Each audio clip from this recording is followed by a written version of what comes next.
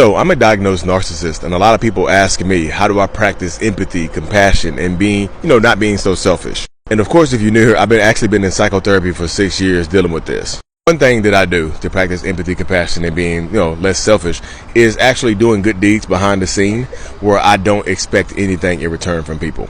I'll donate to GoFundMe's under anonymous names and things like that.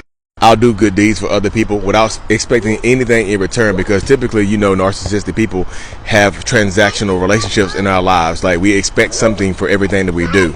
Other thing that I do is to not try to avoid situations where empathy is typically required.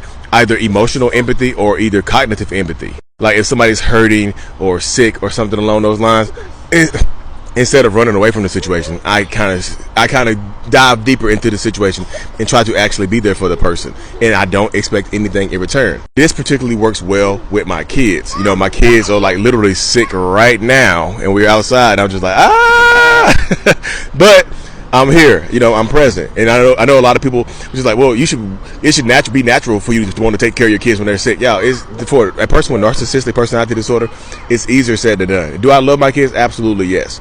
So right now is why I'm outside. They both sick and coughing and running around and doing things like that, but I'm just still here, and my wife, she's actually just recovering from surgery. So, she's trying to get back home, and I'm telling her, hey, stay where you are right now, heal up, I got them.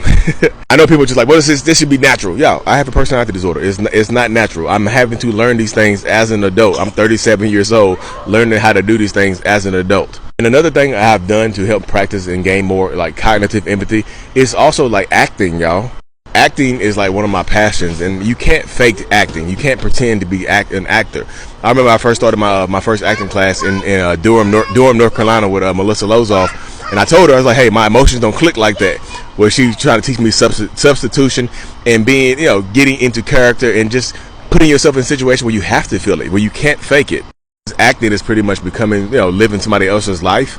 But I can't fake it. You can't fake it. You can't fake acting on a camera and things like that. So I love acting as well, because it helps me build more cognitive empathy and understand what other people are going through. These are just a few things that I've learned to practice, like I said, outside of therapy and whatnot. If y'all have some other ideas, just drop them in the comment section. I do longer videos on my YouTube channel at Mental Healness. Just check it out over there as well. Thank you.